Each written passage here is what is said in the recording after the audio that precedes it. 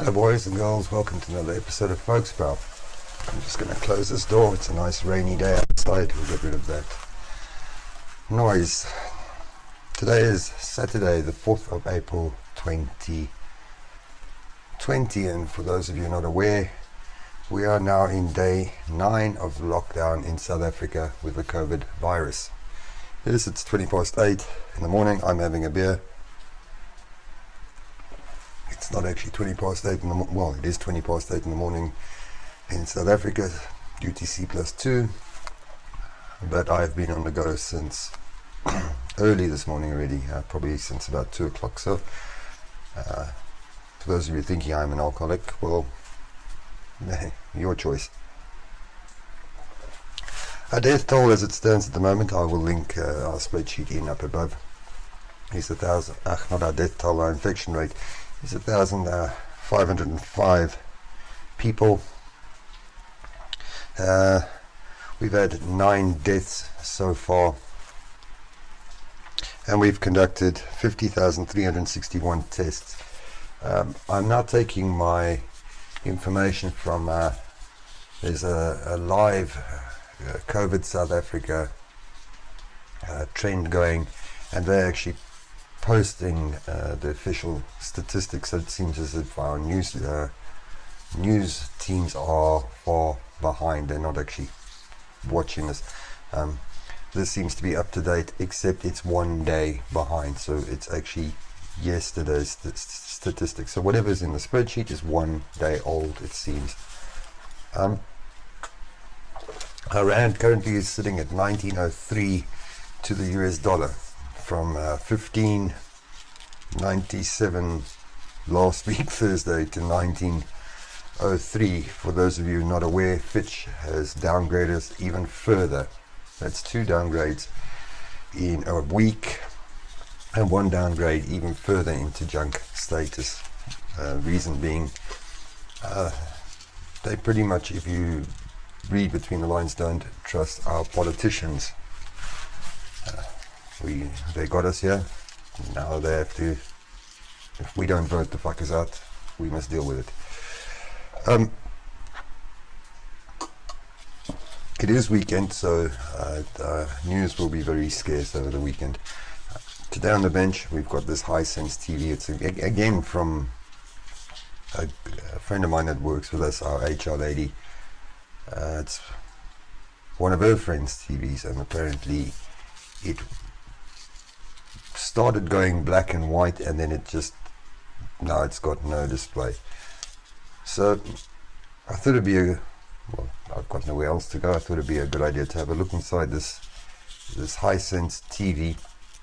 I think it's a LED backlight, because it's not very thick and not very heavy. The last couple of TVs, and those videos are coming, have been CCFL.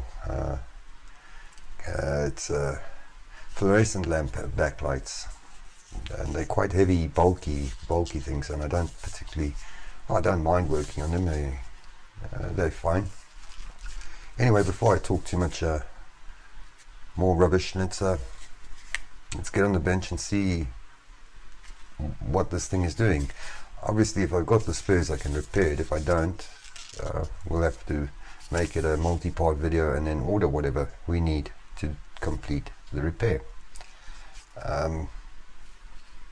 One thing I can say about South Africa, the last week the temperatures have been quite low. It's been very, very chilly, and I know this for a fact because it's been overcast and raining and whatever, and my cats are not moving off the duvet, off the blanket. They are quite content just to get fed, go outside for whatever, do their business, and then get back on the bed. They do not leave my side. It is very, very chilly, which is not good for this COVID virus.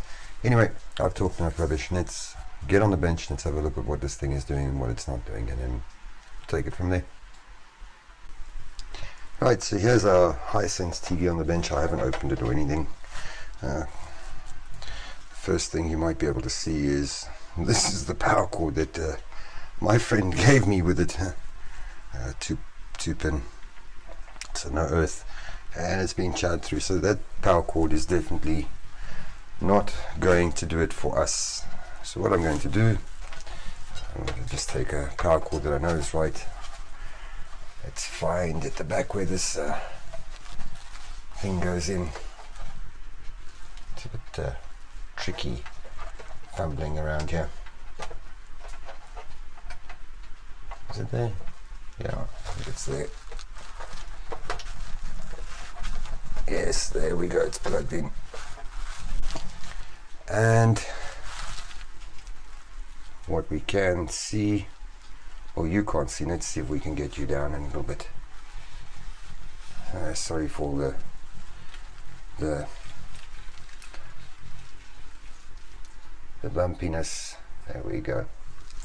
Is that the power LED came on. So I'm just going to push buttons on the side. There we've got a flashing blue light, for whatever that means. I suppose that means it's switched on. So what we can surmise from that, and I've managed to switch it off. Strange that they'd have the power. So I'm pressing the right button. There, it's on. And there it's off. So the first thing we can surmise from that is that our power circuit, our power supply board is probably fine. That tells us our timing control board and all those fancy things that go with it are probably fine. So what I'm going to do, let me take the TV, let me take the back off. We'll lay it face down on the bench, and let's have a look and see what we see together. Right, so I've taken the back cover off and I've just put the TV back on its pedestal, and there's really not much to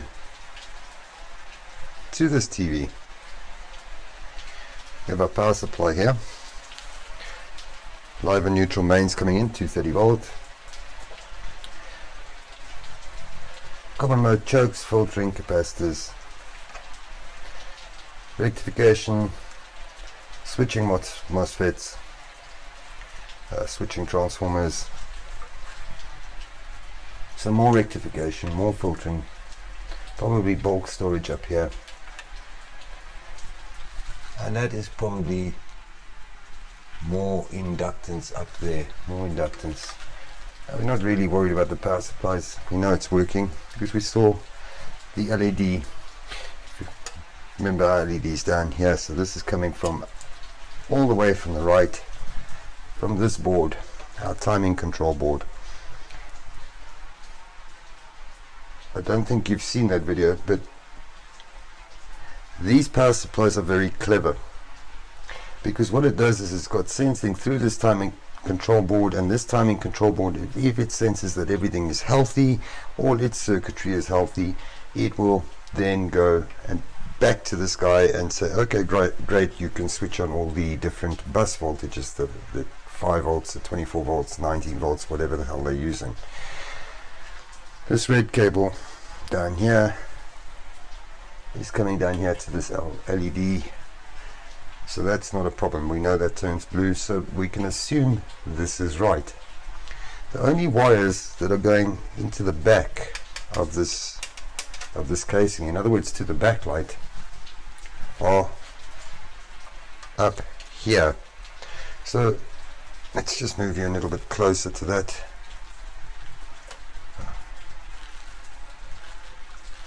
If we took our multimeter, I'm going to set it to DC voltage. Are you going to be able to see this? I've got nowhere really to put it. Let's put it here. I'll just come out a bit. Let's just move it over. We'll put our multimeter down here. Oh, come on.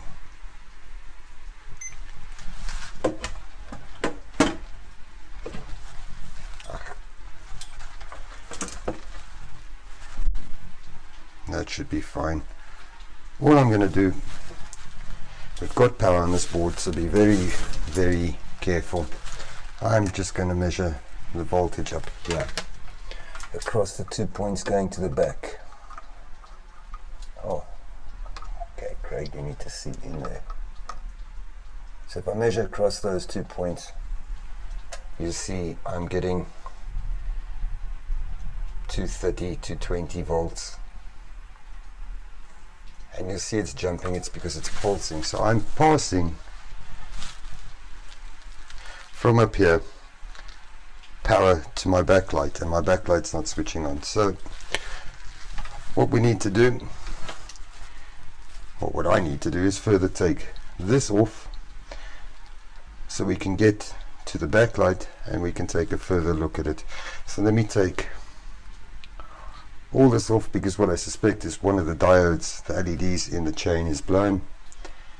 So let's take this, well, to split this you have to take the bevel off, you have to take the screen off, and all those nice things. I'm not going to do it online because it's really just a painful thing. Let me take it off, let me split it, and we can have a look at the LEDs and take it from there. Right, there we've got the LCD screen off and everything. We're now actually at the backlights, and we were quite correct with our guess. It is LED backlights. Interesting enough, I've just got my bench power supply hooked up. Current limit, voltage limit. So I want you to see what happens if we look at this right handmost strip. I'm going to just connect up the positive and negative here.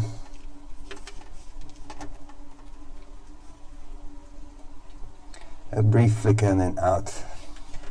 We'll move to the next one. Only one LED on. You can see the bottom one. Okay. Next one. 1, 2, 3 out of the bunch. Next one, 2 out of the bunch. So clearly there are a lot of LEDs stuffed on this thing. So it doesn't help me to even go further and bridge out the shorts or whatever.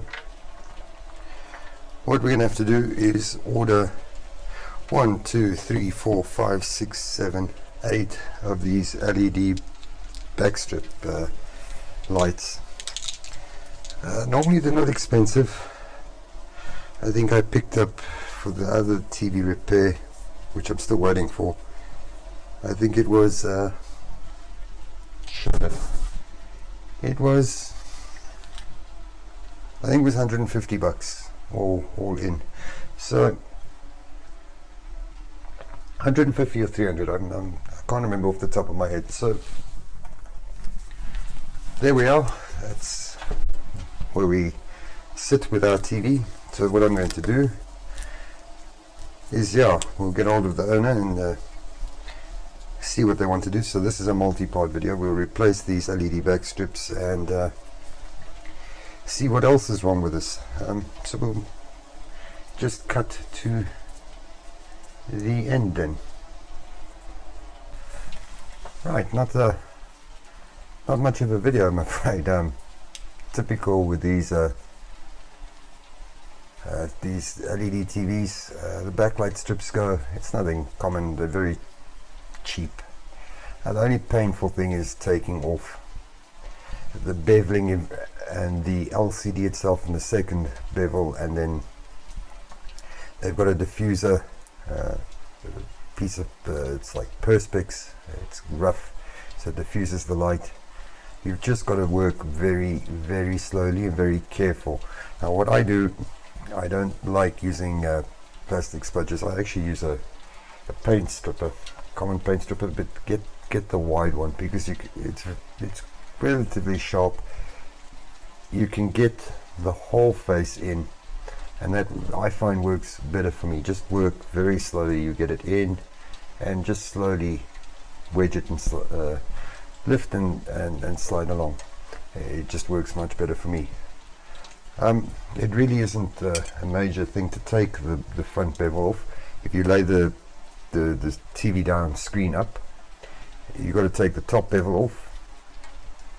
From there, it's just the LCD. It's got its ribbon or flat ribbon connector in. Just be careful with that. You don't want to damage anything. It's got a normal straightforward connector. You just push the two ends together and pull it out. Just work very, very slowly. As you can see, I haven't really drank much of my beer during this shoot because it really didn't take much. I use a bench power supply to check the LED strips because I can limit the current and I can limit the voltage to it. If your voltage drops and you're limiting the current, then you know you've got shorted LEDs on the board. As you saw with some of the strips, some of the LEDs just don't light up. It is what it is, they're blown. To go and replace these LEDs individually is impossible. I've tried that. They are surface mount and they are sort of embedded into the strip, so it's really impossible. It's not worth your time. If you have one or two LEDs blown in the no, do you want to be on the camera? Okay, you want to be on the camera. Look at that camera. Oh, are you on the TV now? Do you feel better? Is that it? You feel better now? Okay. If you've got one or two LEDs blown in the strip bank, yeah, by all means short them out. If it's like this where you've got more than half of the LEDs blown, replace the strips, and they're really not that expensive. You can usually find them on AliExpress. Anyway, from me, stay safe in the lockdown, stay at home, and we'll catch you next time. Cheers.